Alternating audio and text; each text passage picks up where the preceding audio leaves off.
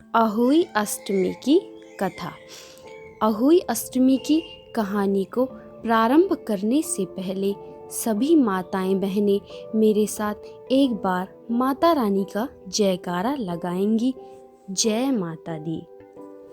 अहोई अष्टमी की कथा को प्रारंभ करने से पहले सभी से निवेदन है कि अपने हाथ में अक्षत यानी चावल, पुष्प और दूध अपने सीधे हाथ में रखकर कथा का श्रवण करेंगी। आइए मेरे साथ अहोई अष्टमी की व्रत की कथा का श्रवण करते हैं। अहोई अष्टमी की कथा। एक नगर में साहूकार रहा करता था। उसके 7 लड़के थे।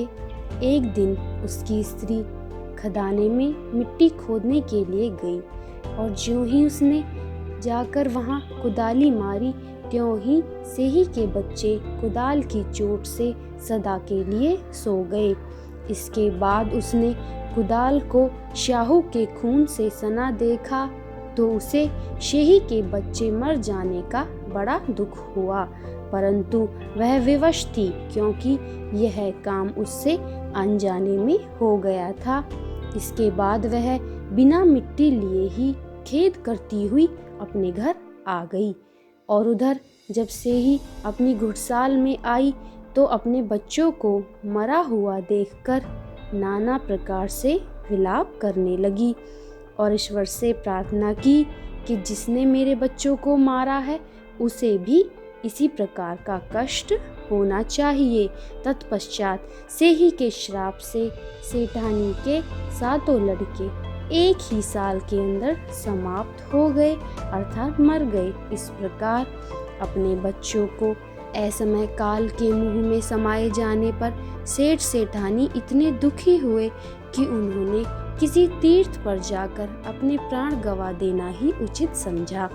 इसके बाद वे घर छोड़कर पैदल ही किसी तीर्थ की ओर चल दिए और खाने की ओर कोई ध्यान न दिया। जब तक उनमें कुछ भी शक्ति और साहस रहा तब तक वे चलते ही रहे और जब वे पूर्णतया असक्त हो गए और अंत में मूर्छित होकर गिर पड़े, उनकी ऐसी दशा देखकर भगवान करुणा सागर ने उनको मृत्यु से बचाने के लिए उनके पापों का अंत किया। और इसी अवसर पर आकाशवाणी हुई कि हे सेठ, तेरी सेठानी ने मिट्टी खोदते समय ध्यान न देकर सेही के बच्चों को मार दिया। इसके कारण तुम्हें अपने बच्चों का दुख देखना पड़ा।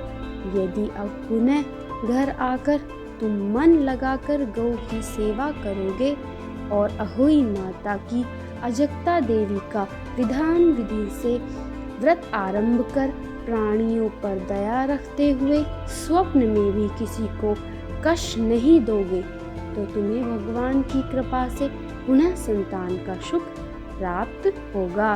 इस प्रकार आकाशवाणी सुनकर सेठ सेठानी कुछ आशान्वित हो गए और भगवती देवी माँ अहोई अष्टमी का स्मरण करते हुए घर को चले आए।